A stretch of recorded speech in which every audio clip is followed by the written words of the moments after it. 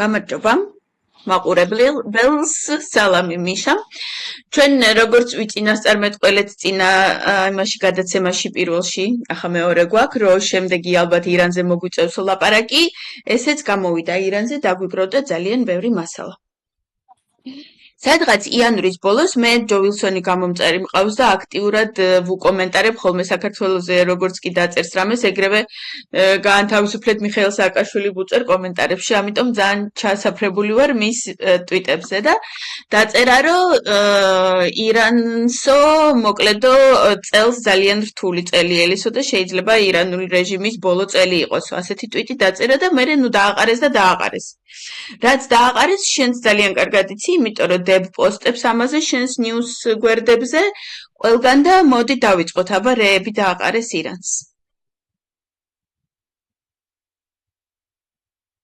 მიშა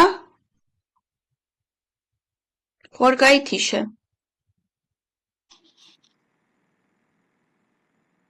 კი გაითიშე ხო დაბრუნებული ხარ ახლა უკვე ხარ კი ახლა ჩანხარ და ისმი ხარ შეგვიშალა ხელი ხო გამარჯობა ელისო კი ჯო ვილსონის განცხადებები გვახსოვს და ვიცით რომ ეს არის რესპუბლიკელი ტრამპის პარტიის წევრი აქტიური მხარდამჭერი საქართველოსი უკრაინის ისრაელის დიდი კომაგი და არა მარტო ზოგადად ეს ადამიანი გამოირჩევა ყველა მშვიდობის და თავისუფლების მოყარე ერების მხარდამჭერად ჩვენ როგორც ვხედავთ მის გზაზე დღესაც იყო ვიდეოები სირიის სათვისტომოს შეხვდა შტატებში და მას დიდი შეხვედრა მოუწყეს ხელში ატაცებული ყავდათ და კი მათი მესიჯები და მათი გზავნილები ცანსახაა ეს იმის თქმელია რომ ამერიკის შეერთებული შტატები არ ხუმრობს და მას აქვს ესეთი გადაწყვეტილი და სწორი პოზიცია ყველა დიქტატორული ხო ახლა მესიჯებზე რო არ ვილაპარაკო და ჯო ვილსონი ვინ არის იმაზე რო არ ვილაპარაკოთ კონკრეტულად რა გადაწყვეტილებები მიიღო ტრამპის ადმინისტრაციამ რომელშიც ჩანს რომ ირანს დარხეული აქვს აი გადაწყვეტილებებზე ვილაპარაკო მე ვერ გავიგე კითხვა და ამიტომ წეგან ხო გაწყდა საუბარი ვფიქრობდი რომ ჯო ვილსონზე ქონდა რაღაც აქცენტი კი ბატონო, დავიწყოთ მაშინ იქიდან, რომ ნეთანიაჰუს ვიზიტი შტატებში ერთგვარი ისტორიული შეხვედრა იყო ტრამპთან, თუმცა ტრამპთან შეხვედრამდე, ტრამპმა ნეთანიაჰუსთან შეხვედრამდე სერიოზული სანქციები გამოაცხადა ირანის წინააღმდეგ, მასშტაბური სანქციების პაკეტი დაანონსა. ეს უკვე მესიჯი იყო იმისა, რომ ტრამპი დიდ ნაბიჯებს დგამდა შეხვედრაზეც ნეთანიაჰუსთან და რაც ჩვენ მერე უკვე ვიხილეთ ეს ისტორიული შეხვედრა მთელი მესიჯებით და გზავნილებით თუმცა ამის შემზადება იყო ჩემი აზრით ტრამპის წინწრების სანქციების გამოცხადება ირანის რეჟიმისადმი ეს არის მასშტაბური სანქციების პაკეტი რომელმაც უნდა მოახდინოს ტრამპის თქმით მაქსიმალური წნეხი აიათოლას რეჟიმზე ირანის კი, იმიტომ რომ როდესაც ირანზე რამეს წერენ, ყოველთვის იმას უსვამენ ხაზს, რომ უნდა განადგურდეს აიათოლების რეჟიმი და მაქსიმალური თავისუფლება ხო ირანელ ხალხს. ამას ყოველთვის უსვამენ. დიახ, სუსტადაც ჯო ვილსონი როგორც არის ესე ესეთი თავისუფლების მოყარე ერების მხარდამჭერი და დიქტატორების და ტირანების მებრძოლი ესე ვთქვა. კი. პირველი მტერი. კი ბატონო, ეს არის რა თქმა უნდა ტრამპის პოლიტიკის მიმდევარი და მისი ხაზის. არა, ტრამპმა როდესაც გამოაცხადა თავისი საერთოდ მისი იმის წინა საარჩევნო კამპანიის ის იყო ეს ყველაზე მთავარი მესიჯი, რომ ამერიკის მთავარი მტრები არიან ჩინეთი, ირანი და რუსეთი და ანუ ტრამპი ეს გვარებს არ ლაპარაკობს. გვარებს უკვე უფრო დაბალი და ისე ცოტა ტრამპზე ქვემოთ მყოფი კი იერარქიები ხო, უფრო დაბალი იერარქიის პოლიტიკოსები იმაშობიან. ამიტომ ირანი პირდაპირ ანუ მტრების სიაშია, სამეულის სიაშია და სავარაუდოდ კი არა და მე ვფიქრობ, რომ ტრამპის 4 წელი ისე დასრულდება, რომ ირანში აღარ იქნებიან აიათოლები და რუსეთში არ იქნება პუტინი. და ამის და იქნება მშვიდობა და სიკეთე და ბედნიერება ყველა ერებში. გარდა სანქციებისა, კიდე რა ნაბიჯებია? თუ შეიძლება რამდენიმე წინადადებით არ დამიმთავრებია, იმიტომ რომ გადავედით. ტრამპმა სანქციების გამოცხადებისას ბაიდენის ადმინისტრაციამ წავედ გააკრიტიკა, ამ ადმინისტრაციის პოლიტიკა გააკრიტიკა და დაგმო.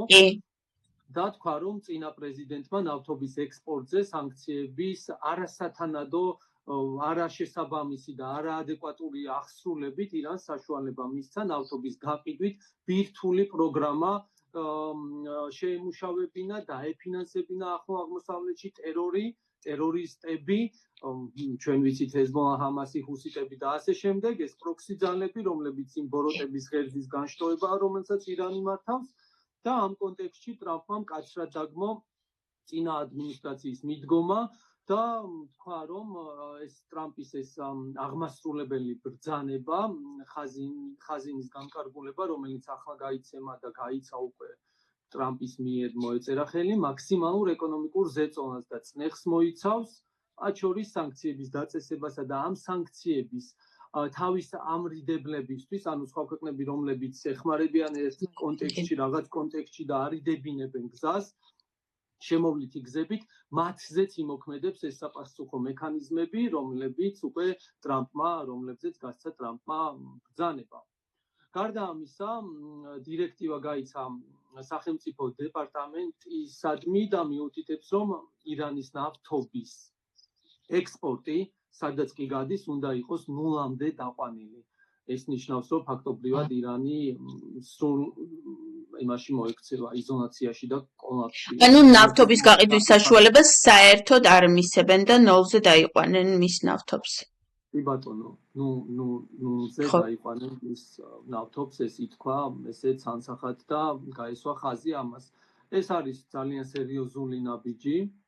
ამას უკვე მოჰყვა გამოხმაურებები, საერთაშორისო მედიიდან, ექსპერტები, ანალიტიკოსები, ყველა ამბობს, რომ ეს გვიჩვენებს ტრამპის გადაწყვეტილ პოზიციას ირანის რეჟიმისადმი, რომ ტრამპს სურს ირანის რეჟიმის შეკავება და შემოხრუჭება. პრესკონფერენციაზე ტრამპმა პრინციპში თქვა, რომ მას სურს ირანთან კარგი ურთიერთობა, როგორც ქვეყანასთან და ხალხთან, არ სძულს და არ ერჩის მათ, თუმცა ის წინააღმდეგია ბირთვული, ამბოროტული ღერძის, ტერორიზმის და ასე შემდეგ. ნახე, აი ის ბომბი რო გადასცეს ახლა mother of all bombs. პირდაპირ ჯერ ასეთი რაღაცა არ თქმულა, რომ მაგალითად ამერიკა არ არის წინააღმდეგი, რომ ისრაელმა დაბომბოს ის ადგილები, სადაც ფიქრობენ, რომ მიმდინარეობს ამ იმების გამომუშავება. ატომურების. ანუ შეგვიძლია რომ დარწმუნებით ვთქვათ, ახლა რომ ზუსტად ამისთვის იქნება ეს ბომბები გამოყენებული? კი, ტრამპს ეს არ უთქვამს, ხო, ჩვენ კონფერენციაზე მსგავსი რამე არ გაგვიგია და ამის პრინციპში რაღაც მონოდინები შეიძლება არ ყოფილიყო, ეს ისეთი საკითხებია, რაც ესე ყველაფერი საჯაროდ შეიძლება ასე არც ითქმის, ხო?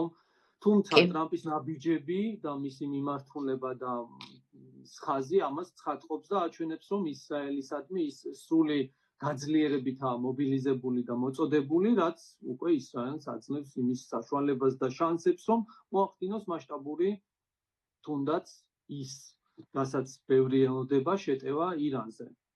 კი, ეს ბომბების გადაცემაც და ამაზე უკვე გაცემული ბრძანებაც, რის შესახებაც მედია წერს ეს დღეებია, არის ისტორიული და რაღაცა რადიკალურად სხვა რაკურსი ამ ყველა პროცესში, რადგან როგორც ითქვა, მანამდე პრეზიდენტებიდან ჯორჯ ბუშიდან დაწყებული, ჯო ბაიდენამდე დამთავრებული, ყველა უარს ამბობდა ამ ბომბების გადაცემაზე, რადგან ეშინოდათ ერთგვარი ესკალაცია პროცესების, თუმცა ტრამპმა ამას მწვანე შუქი აუნთო და ეს ბომბები ისრაელისადმი იქნება გადაცემული.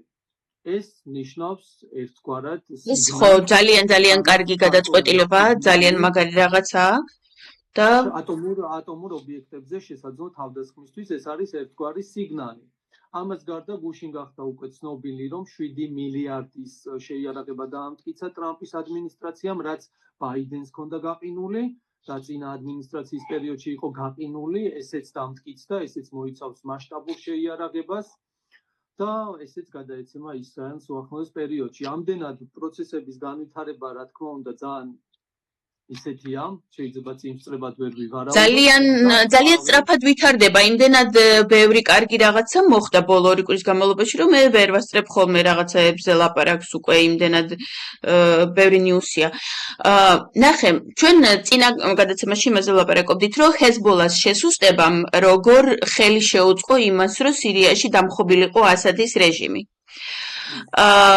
ჰეზბოლას შესუსტება, კიდე გაგრძელება ჰეზბოლას შესუსტების შიგნით ირანში რამენაირად შველის სიტუაციას თუ ეს უფრო გარე ძალებია ირანის და ჰეზბოლას განადგურება შიგნით არ იქონიებს შედეგს. ანუ ეს პირდაპირ კავშირშია ირანის რეჟიმია მისი დამფინანსებელი ამ ტერორიზმს და ირანის რეჟიმის ძალა არის ჰეზბოლა და რა თქმა უნდა მისი შესუსტება ეს ძალა გარეთ როგორც არის ასევე შიგნით არის? გარეთ, რა თქმა უნდა, ეხლა ამ შემთხვევაში საუბარია ლიბანზე, სადაც არის ჰეზბოლა ირანის წარმომადგენლობა, ასე რომ ვთქვათ, ამ კონტექსტში აღვიქვათ. და მისი შესუსტება ირანისთვის დარტყმა, რა თქმა უნდა, თუმცა ჰეზბოლას შესუსტება ჯერ არ დამთავრებულა. ჩვენ ეს დღეები ვხედავთ სირიის გრძელდება ძალების შეტაკებებს ჰეზბოლას პოზიციებზე, არ ვიცი თუ ადევნებ თვალს. ეს 2 დღეა, კი, მე მგონი შენც კი, დავაკომენტარე იქ, რომ ძალიან მაგარია, რომ ამას, ანუ სირიის ახალი რეჟიმი აგრძელებს ჰეზბოლას პოზიციებზე შეტევებს, უშვებენ რაკეტებს, არის თავდასხმები, თქვენ აიყვანეს რამდენიმე დაიღუპა და ეს რამდენად ძლიერია ეს სირიის ახალი რეჟიმი ახლა ამას რო აკეთებს და ეხმარება თუ არა ვინმე ღიად ჯერ არავინ არ ეხმარება როგორც მე ვუყურებ, მაგრამ შესაძლებელია თუ არა რომ ამას ეხმარებოდეს უკვე ფარულად ისრაელი. ამ დონეზე არის განვითარებული მათი ურთიერთობები? ვერ გეტყვი ელისო, ეს ისეთი კითხვაა, რომ ამ ეტაპზე ამაზე ინფორმაცია არა გვაქვს ჯერ ინფორმაცია. ხო. რაღაცა ვარაუდი შეიძლება იყოს სპეკულაცია ერთგვარი. თუმცა მე იმის თქმა შემიძლია, რომ როცა სირიის ძალებსა და ჰეზბოლას შორის იყო დაპირისპირებები და შეტაკებები გუშინ, მაგალითად ლიბანის ცაზე გამოჩნდა ისრაელის შეიარაღება, ავიაგამანადგურებლები უკვე მოძრაობდნენ ბეირუთში და ამას გარდა ყველა არ გამჩენია ეს კითხვა. ხო. უბრალოდ მტკიცებით ფორმაში არ შეგვიძლია რა შეიძლება. არა, ჩვენ ვარაუდობით, არა, ჩვენ მხოლოდ ვარაუდებით ვლაპარაკობთ, მე არავინ არ გაბედოს fake news-ები ხართო. ჩვენ მხოლოდ ვარაუდებით ვლაპარაკობთ, ხო? და ნუ მაგალითების მოყვანა შეგვიძლია, რაც ფაქტი იყო და რაზე მედია წერდა და ამას გარდა იქ ლიბანის ბექას რეგიონში ისრაელმა გუშინ ღამით შეტევებიც განახორციელა რამდენიმე სამიზნეზე. მასშტაბური დარტყმა მიაყენა ტერორისტულ სამიზნეებს. ესეც იყო ფაქტი. კი ბატონო. სირიაზე დღეს არ ვლაპარაკობთ მაინც იქით რო არ გადავუხვიო ახლა შემთხვევით.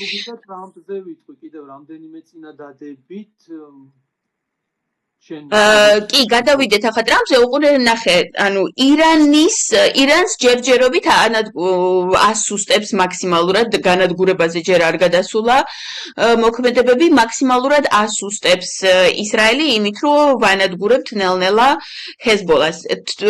არის თუ არა იმის რამე წინაპირობები, რომ ვიმსჯელოთ, რომ შეიძლება თუ არა რომ ამერიკამ თვითონ პირდაპირ დაარტყას ირანს. და არა, ეს ამის, ანუ პირდაპირ, ანუ მარტო კარტბლანში კი არ მისცეს ისრაელს, არამედ პირდაპირ თვითონაც რამე დაარტყეს.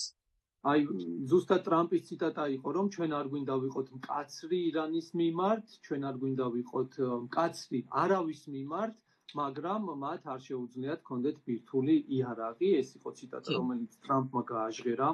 შესაბამისად, ტრამპი ამისთვის მე მგონია, რომ ყველაფერს გააკეთებს, რათა ირანს არ მიეცეს ბირთვული იარაღი. რაც შეეხება პირადად დარტყმებს, ტრამპმა თქვა პრესკონფერენციაზე, რომ თუ ირანი ოდესმე შეეცდება მის ლიკვიდაციას, მას აქვს ბრძანება გაცემული, რომ ირანი აღიგაოს პირისაგან მიწისა და სრულიად განადგურებაზეა აქ საუბარი. ესეც განაცხადა ტრამპმა. ესეც ცხადყოფს მის ანუ აბსოლუტურად მაქსიმალურად მომართულია იმისკენ, რომ მის მიმართულობას იმისკენ, რომ ირანის რეჟიმი იყოს შესუსტებული და ირანს არ კონდეს ბირთვული იარაღი. ამ რეჟიმს, ირანის რეჟიმს, რომელიც არის ბოროტების ღერძი. ჩვენ ნახეთ აიათოლას გამოხმაურება, მან თქვა, რომ არაფრის მომცემია ამერიკის შეერთებულ შტატებთან დიალოგი და საუბრები. უკვე წინააღმდეგობა არის მათი მხრიდან და ვიცით ტრამპის ხასიათი ეს იმას ნიშნავს, რომ მათ ანუ როგორც ადრე ბაიდენის ადმინისტრაციაში პოულობდნენ ესეთ რბილ ადგილებს და გასაძრომ ადგილებს, ტრამპის ადმინისტრაციაში ასეთ ადგილებს ვერ პოულობენ და ამიტომაც უწევთ პუტინიც ამის ლაპარაკს იწყებს უკვე ნელ-ნელა, რომ აზრი არა აქვს ტრამპთან ლაპარაკს, იმიტომ რომ ტრამპი არ მოდის ჩვენს იმებზეო, ჩვენი პირობები საერთოდ ცალფეხზე კიდიაო და აზრი არ აქვსო ტრამპთან ლაპარაკს. ანუ ეს ძალიან კარგი ნიშნებია. ეს იმას ნიშნავს, რომ ამერიკის წინა ადმინისტრაციასთან განსხვავებით, ახალ ადმინისტრაცია ბევრად უფრო ხისტია და ამ ხისტ ადმინისტრაციასთან ეს ტერორისტები ვერ პოულობენ ვერანაირ, ასე ვთქვათ, შეკვრის წერტილებს. კი ბატონო, ზუსტადაც ხედავენ, რომ ტრამპს აქვს გადაწყვეტილი და ხისტი მკაცრი პოლიტიკა ამბოროტული ძალების მიმართ და ისინი ამის საქმის კურსში არიან უკვე ამ განცხადებებით, რაც თავად ტრამპმა გახადა საჯარო და განაცხადა. ის ხომ ამას პირდაპირ ამბობს და აკეთებს პრინციპში შეფარული, არაფერი არ აქვს ტრამპს. გადაწყვეტილება გამოიტანა სანქციებზე, თქვა საჯაროდ და ხმამაღლა, მისი პოზიციაც ხმამაღალი იყო ირანის განადგურების შესახებ, თუ კი ირანი ოდესმე რამე სახით შეეცდება ტრამპს ავნოს და ზიანი მიაყენოს.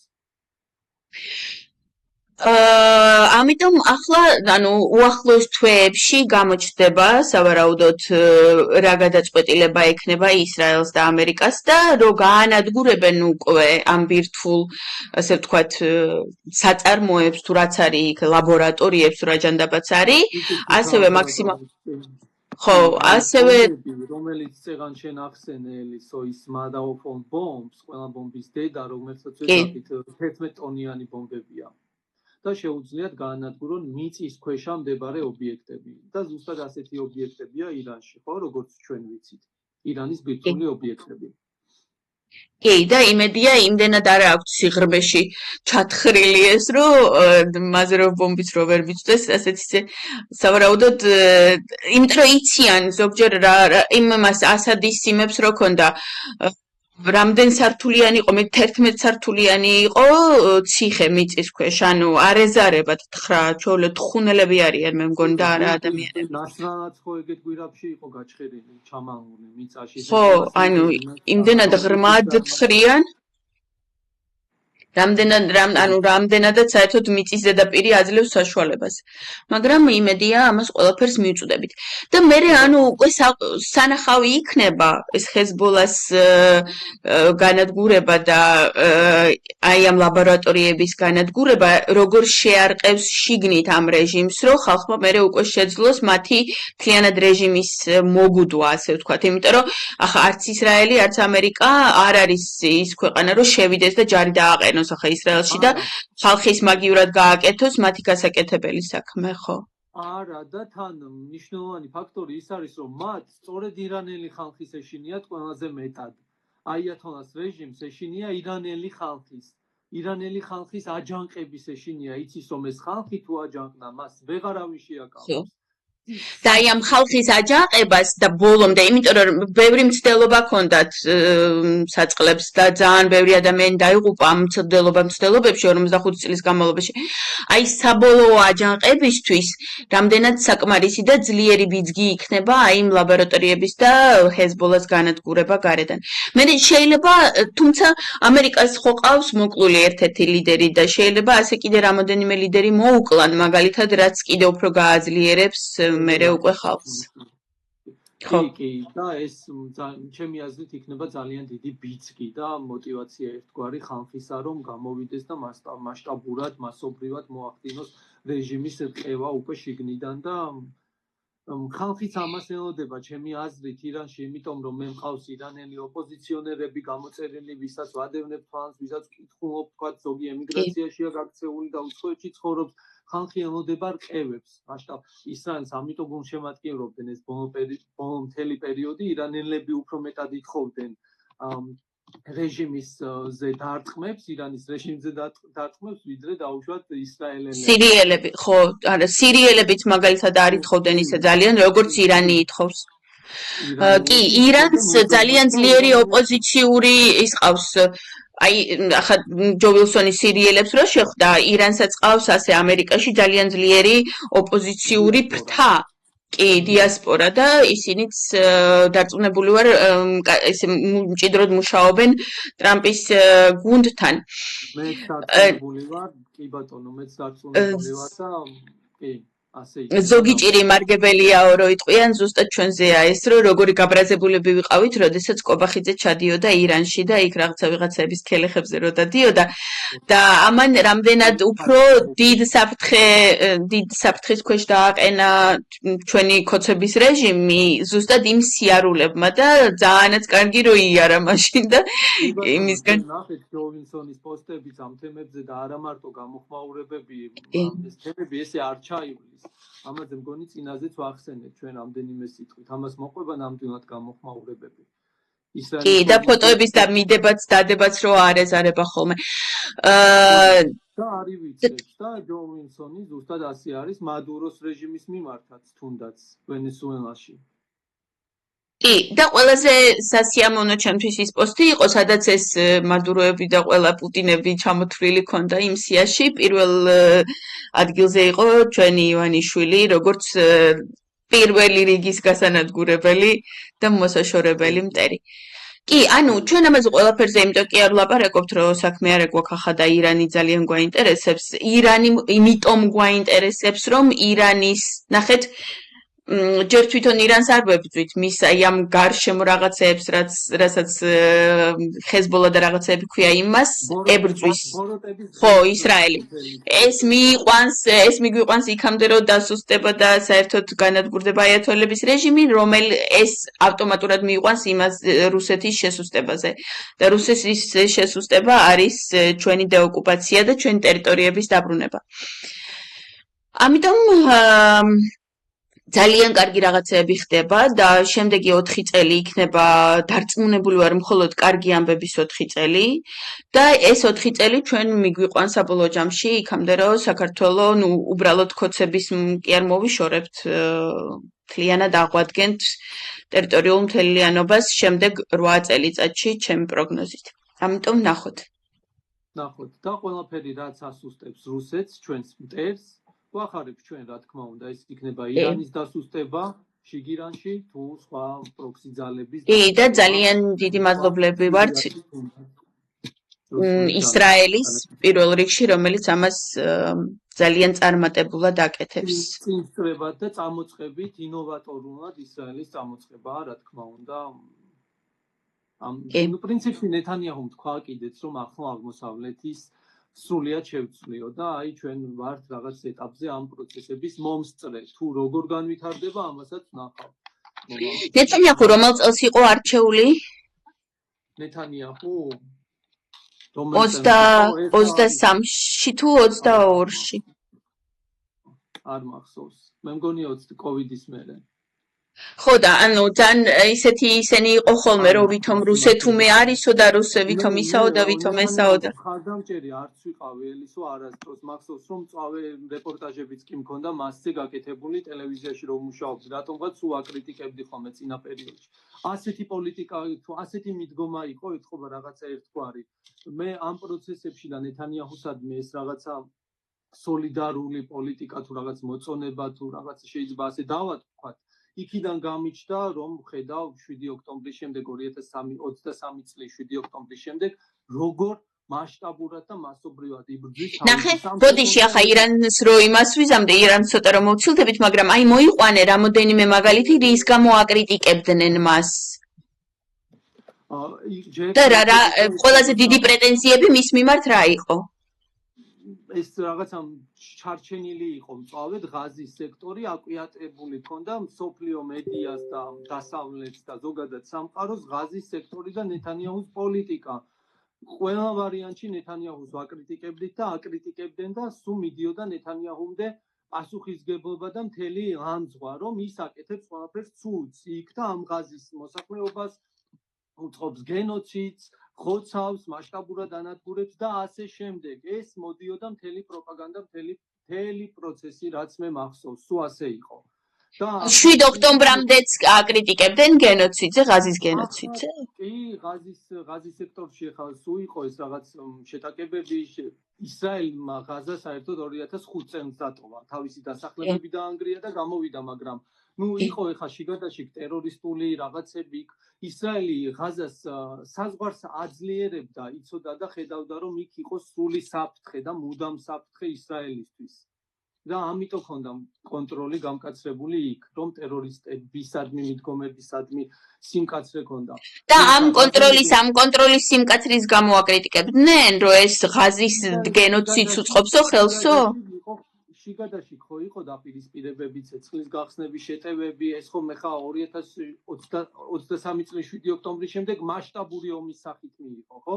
მივიღეთ. მანამდეც იყო მსგავსი შეტაკებები. ელისო თავდასხმები ჰამასი გამოუშვებდა რაკეტებს, რაღაც პერიოდში მოუნდებოდათ და უშვებდა ისრაელისკენ რაკეტებს. შემცაბამისად ისრაელი საპასუხო დარტყმებს აყენებდა მას. ეს პროცესი გრძელდებოდა და სულ იყო, რაც მე მახსოვს, ხვდები? და როცა ისრაელი საპასუხო დარტყმებს აყენებდა, ისრაელს ვაკრიტიკებდით ჩვენ. ზოგადად მსოფლიო პოლიტიკა იყო ისრაელისადმი ესე განწყობილი. შენც მიშო? მე არა ელისო შეიძლება, მაგრამ მე ის თქვი რომ ნეთანიაჰუს ფანი ესე არ ვიყავით თქო.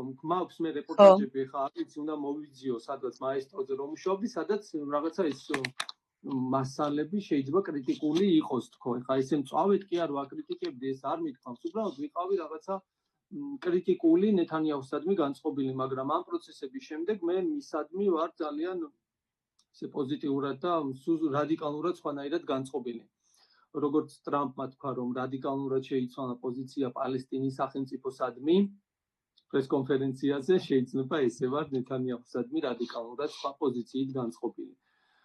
მე ისანს არასდროს ვაკრიტიკებდი ესე არასდროს. ესეთი რაღაცა მეც მჭირდა ადრე, მაგალითად წინა არჩევნებზე ბაიდენს ვუჭერდი მხარს, რაც ძალიან დიდი დებილობა იყო ჩემი მხრიდან, ძალიან დიდი სისულელე 20-20-ში რომ ბაიდენს გულშემატკივრობდი, მაგრამ საბოლოო ჯამში მაინც ტრამპმა გაიმარჯვა და ძალიან კარგი რაღაცა მოხდა. მე მგონი ერთადერთია, რაც შეიძლება რომ გადაგვარჩინოს და ქოცები მოგვაშორებინოს. ელისო მე ისრაელის სახელმწიფოს და ამ იდეას და ამას მუდამ უჭერდი მხარს მთელი ჩემი შემართებით და ჩემი მთელი გააზრებული პერიოდი. უბრალოდ პირადი ადამიანების ესე პიროვნებების მიმართ არ მაქვს. ხო, ანუ სხვადასხვა პოლიტიკოსთან სხვადასხვა მიდგომა გაქვს, რა თქმა უნდა. მაგრამ როგორც გითხარი, ნეთანიაჰუსადმიც მე კრიტიკული ნამდვილად სრულიად აღარ ვარ, პირიქით, სულ რაღაცა мотиваციას ვიღებთ მისი ნაბიჯებიდან და მისი გადაწყვეტილებებიდან. ტრამპზეც ესე ვარ, თქო, მგონი წინაზე გითხარი, ამ ეტაპზე ცოტა კრიტიკულად ჩასაფრებით რაღაცა და არა, მე ტრამპის მივხვდი, რომ ბაიდენი დიდი შეცდომა იყო 22 წლის გაზაფხულზე. მივხვდი, რომ ძალიან დიდი შეცდომა იყო ბაიდენი და იმის მერე უკვე, რა თქმა უნდა, მაქსიმალურად ვაკრიტიკებ მას და მაქსიმალურად მოველოდი და მინდოდა ტრამპის გამარჯვება. კარგი, ირანზე თუ გვაქვს კიდე რამე ისეთი, რაც გამოგვრჩა და არ გაგვახსენებია, რამე ხო არა გვაქვს კიდე რამე ისეთი, რაც გამოგვრჩა? მე მგონი ამ ეტაპზე სანქციები ვახსენეთ, თავარი მესიჯები იყო, ტრამპის განცხადებები ვახსენეთ, მისი ირანის განადგურების პოტენციური შესაძლებლობის შესახებ, ეს თქვით, მოლოდინებზეც თქვით, რომ ეს სიგნალია, რაც ისრაელის მხრიდან სავარაუდო შეტევებს ნიშნავს, ბომბების და ამ შეიარაღების მიწოდება. მე მგონი ამ ეტაპზე ამ ეტაპზე ყველაფერი ვთქვი და ვაკვირდებით და გულშემატკივრობთ ირანელ ხალხს და საბოლოო ჯამში ჩინეთი, ირანი და რა თქმა უნდა რუსეთის მაქსიმალური შესუსტება და ზოგიერთების განადგურება მიგვიყვანს იქამდე, რომ უკრაინა და საქართველო იქნება დაოკუპირებული, თავისუფალი, ძლიერი და განვითარებადი. დიდი მადლობა მიშტა, მომავალ შეხვედრამდე. მადლობა, წარმატებები და გამარჯვებები. ნახოთ აბა დღეს როგორ იქნება ხმა. წინაზე ჩემი ხმა ბევრად უფრო ხმამაღლა ისმოდა ვიდრე მიშასი. ახლა მე ჩემსაც დავუწიე, მიშასი მაქსიმალურზე დგას და შევადაროთ ახლა როგორ იქნება ამ ჯერზე და თუ კიდე რამე ისეთი შემდეგზე კიდევ უფრო გამოვასწორებთ. მომავალ შეხვედრამდე.